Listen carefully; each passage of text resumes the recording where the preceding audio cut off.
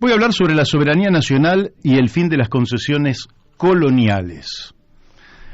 Bueno, es importante entender que la soberanía nacional es la capacidad, la facultad que tiene un pueblo de organizarse de manera tal de disponer en un territorio sobre la forma en que se va a organizar, la constitución que se va a dar, las leyes que van a imperar, la capacidad de defenderse, la capacidad de juzgar, la capacidad de policía, la capacidad de mantener la salud de la población, de educar a la población, es decir, todo autogestionado por un pueblo. A eso se le llama soberanía nacional.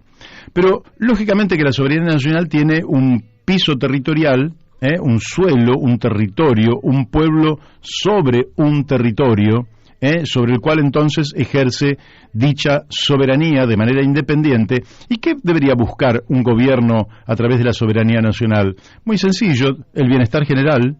Eso es lo que debe buscar, el bienestar general, esa aspiración humana a poder transitar por esta vida viviendo bien, con dignidad, lógicamente trabajando y aportándole a la sociedad, porque en toda sociedad hay deberes y hay derechos porque hay deberes, sin deberes no hay derechos, valga este juego de palabras.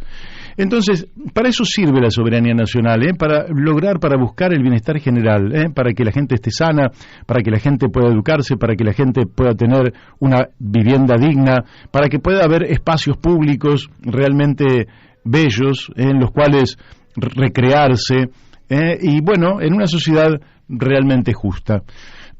Ahora bien, entonces la soberanía nacional empieza por un acto. El acto es la voluntad nacional.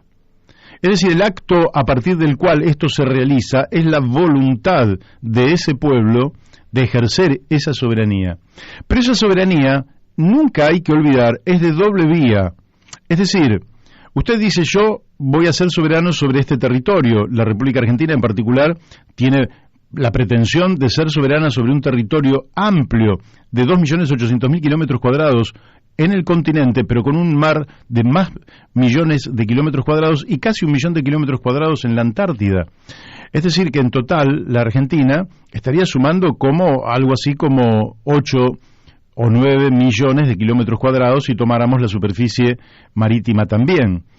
Entonces, es de doble mano, quiero decir, porque también las potencias extranjeras, los otros países, tienen que aceptar que usted es soberano. Es decir, no alcanza con que usted diga y tenga la voluntad de ser soberano. Lo cierto es que en el caso de la República Argentina ha habido muchos elementos a partir de los cuales se ha tratado de deteriorar la soberanía nacional. Esos elementos a partir de los cuales se dañó la soberanía nacional, yo voy a marcar dos, pero son muchos más. Uno es Malvinas, donde efectivamente el Reino Unido, la corona británica, la monarquía, la atrasada, colonialista, imperialista monarquía del Reino Unido, mantiene por la vía de la violencia, de la guerra, ya en 1833 y también en 1982, por la vía y porque tiene asentado allí una base militar tremenda, a través de la violencia mantiene no solo las Islas Malvinas, Georgias y Sandwich del Sur, sino 1.600.000 kilómetros cuadrados del mar argentino. Es decir, prácticamente 3 veces España, es la superficie que ellos manejan en el mar argentino. Así que ahí usted observa que la soberanía no es respetada por el Reino Unido, que además está respaldada por los Estados Unidos, porque son socios en muchas cosas que son infames, que son verdaderamente en otras no, en otras serán buenos, pero en estos es una infamia. Pero en la Argentina ha habido otras formas de vulnerar la soberanía. ¿Por qué? Porque Argentina tenía un desarrollo propio, es decir, tenía planes propios, buenos o malos, pero eran planes propios, que buscaban que la felicidad del pueblo, la grandeza de la nación, se había generalizado. ¿Quién no puede compartir esta consigna? Pero no, otros querían nuestros bienes, otros querían nuestras riquezas, otros querían la naturaleza de este país. Entonces, lo que empezó a batallar desde hace aproximadamente 70 años es las presiones de las potencias extranjeras para que Argentina no tenga planificación estratégica, para que la Argentina no tenga Estado, para que la Argentina no tenga Fuerzas Armadas, para que la Argentina no tenga un sistema educativo desde La Quiaca a Tierra del Fuego. Y en fin, empezaron a buscar, por un lado, la jibarización del Estado. Ustedes saben que los jíbaros achicaban las cabezas de las personas una vez muertas, lógicamente. Bueno, aquí se achicó, estando nosotros con vida, el Estado, hasta llevarlo a la mínima expresión en la década de los 90. Allí, efectivamente, se desmanteló virtualmente todo el Estado. Es decir, cuando digo desmanteló, quiero decir se lo tupacamarizó, se lo destrozó, se ataron 4 caballos y destrozaron el Estado. Nos quedamos sin YPF, sin yacimientos carboníferos fiscales, sin Entel, sin Segva, en fin, la enorme cantidad de empresas que fueron sustraídas al pueblo argentino para pasarlas a manos extranjeras.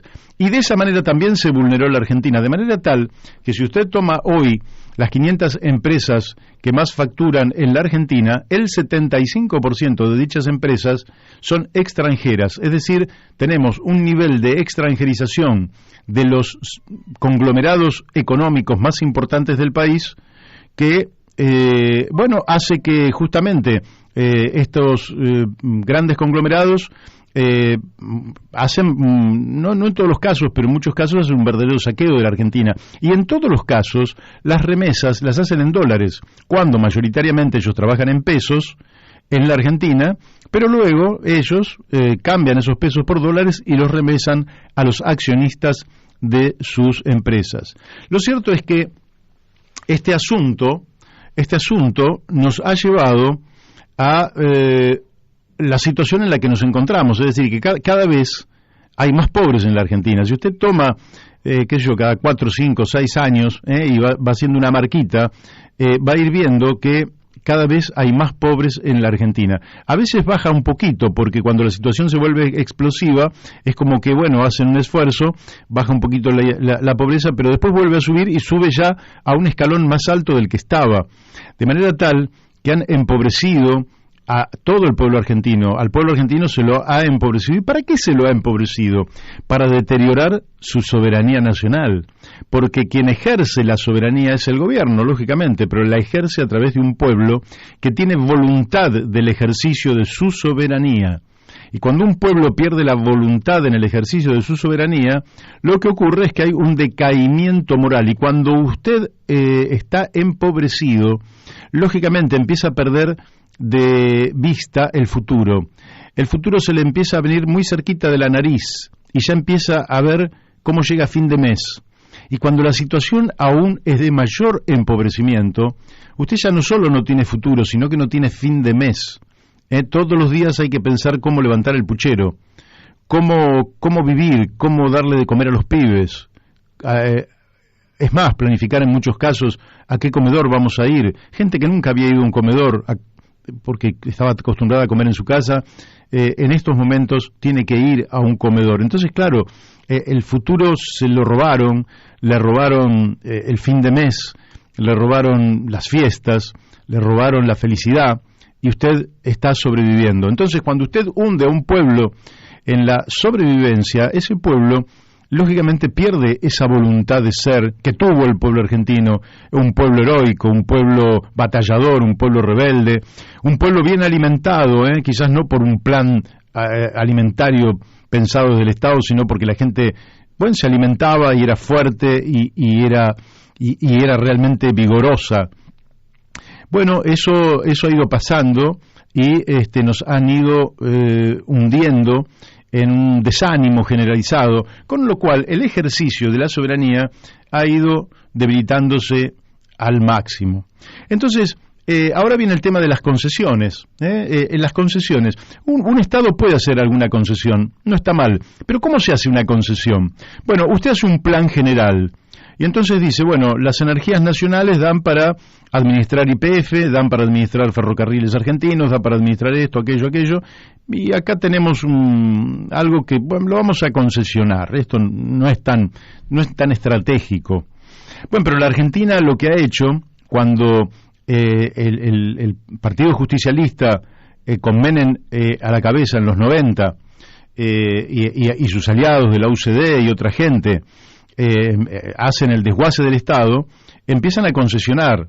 Y claro, los concesionarios ya no tienen por objetivo el bienestar general, como deberían tener los gobiernos, como deberían tener las empresas públicas, que trabajarían con proyectos a mediano y largo plazo, con una estrategia. No. Las empresas concesionarias vienen a hacerse la América, es decir, vienen acá y tratan de ganar el máximo posible en el menor tiempo posible. Entonces, ellos no hacen ni las inversiones, ni tienen la perspectiva de que lo que están haciendo es parte de un todo, es parte del desarrollo de un país, y por tanto, las concesiones en general que se hicieron en la Argentina fueron concesiones coloniales. Usted puede hacer una concesión, no quiere decir que un Estado no la pueda hacer, pero una cosa son las concesiones que hace una nación soberana y otra las concesiones coloniales. Las concesiones coloniales están dirigidas desde afuera para que usted no pueda manejar nada, es decir, para que cualquier gobierno que llegue no pueda manejar las cuestiones centrales. ¿Y cuáles son las cuestiones centrales? Las que no se discuten en la Argentina. Masitelli, ¿cómo que no se discuten? Sí, las cuestiones centrales no se discuten en la Argentina. ¿Por qué? Porque en general las colonias no discuten las cuestiones centrales, porque esas desde afuera se manejan. ¿Y cuáles son las cuestiones centrales? Mire, paso a mencionarle algunas. Primero, la población. La cuestión central de un país es la población. Lógicamente somos un pueblo que ejerce soberanía sobre un territorio, de manera que todo está circunscripto a que ese pueblo esté firme, ese pueblo esté sano, este pueblo esté con ideales vigorosos, de bienestar, de crecimiento en favor de la vida. Bueno, no se discute esto. Entonces, somos 45 millones de argentinos y el INDEC, que hace una proyección de crecimiento de la población, dice que dentro de 20 y pico de años seremos apenas 52 millones. No, eso está mal. Pésimo está. Nosotros tenemos que ser en 50 años 100 millones de habitantes. 100 millones de habitantes, Masitelli, sí, todavía cuando estemos en 100 millones de habitantes tendremos apenas 32 habitantes por kilómetro cuadrado. Estaríamos muy, pero muy lejos de los países más habitados del mundo. Es decir, todavía seguiríamos siendo pocos, con 100 millones de habitantes. Entonces, eso no se discute en la Argentina. ¿Cómo hacemos una política para que dupliquemos la población en 50, 55, 60 años, a que lleguemos a los 100 millones de habitantes? ¿Y qué otra cosa no se discute, Masitelli? No se discute la ocupación y el uso del suelo, porque la oligarquía terrateniente se robó el suelo argentino en el siglo XIX y lamentablemente no hubo una política durante el siglo XX y el siglo XXI de recuperar tierras en favor de una recolonización del territorio argentino para que lo ocupemos de manera inteligente y lo usemos de manera inteligente. El suelo argentino es un verdadero desierto, porque usted si va por los caminos va a ver a un costado y otro lado de la ruta que bien o son zonas desérticas o las tierras más fértiles están cultivadas con soja transgénica y otros transgénicos que realmente no hay vida allí. No hay vida humana y tampoco hay vida de aves y no hay vida de lombrices, no hay vida de bichitos. ¿Por qué? Porque usan agrotóxicos y matan todo. Entonces nosotros, otra cosa que tenemos que discutir, ya dije población, ocupación y uso del suelo. ¿Qué otra cosa no discutimos? La energía. No discutimos la energía. Entonces, por eso en un momento entregamos absolutamente todo, y privatizamos, concesionamos, tanto sea la generación de energía como el transporte y la distribución de la energía, todos elementos absolutamente estratégicos en el desarrollo de una nación. La energía es un componente absolutamente vital a la hora incluso de abrir la canilla a la mañana. Cuando abre la canilla, usted tiene agua en su canilla porque hay energía que ha llevado el agua hasta el tanque de su casa. Y no hablemos de la luz, no hablemos, en fin, energía, absolutamente estratégico. ¿Qué otra cosa? El transporte. El transporte. ¿Por qué? Porque usted podría hacer un plan de transporte multimodal donde acomode todos los factores para realizar un transporte de personas y de cargas absolutamente eficiente en función de un plan estratégico de desarrollo nacional. El transporte tampoco. Y dentro del transporte, uno de los capítulos es lo que se está llamando la hidrovía del Paraná, donde le han dicho que el Paraná es una hidrovía cuando el Paraná es un río absolutamente estratégico, ocupado por negocios y potencias extranjeras. Bueno, me fui quedando sin tiempo, pero ya vamos a estar en contacto entonces con nuestro amigo. Quiere decir, cerrando, porque en realidad nos quedan muchísimos otros temas, pero le vamos a dejar a nuestro amigo Daniel Pérez que circunscriba esta pequeña editorial para que los amigos que me invitaron para hablar sobre el tema de la soberanía nacional tengan su material y lo puedan realmente reproducir para aquellos que lo quieran escuchar. De mi parte les digo, hay que recuperar la necesidad de una Argentina justa, ecológica, moderna y soberana. Si nosotros recuperamos eso, yo le digo que estamos dando un salto hacia adelante realmente espectacular.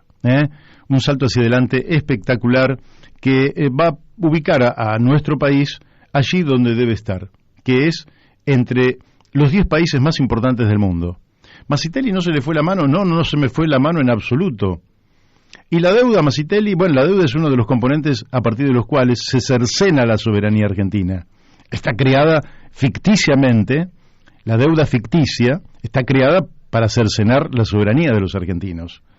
Entonces, la ley de entidades financieras es justamente para que el capital financiero reemplace la soberanía nacional en términos monetarios, en términos de crédito, en términos fiscales incluso, porque de esa manera los bancos son los que tienen el manejo de ese resorte absolutamente estratégico que es el crédito público, el crédito sin el cual evidentemente la actividad económica se vuelve absolutamente difícil.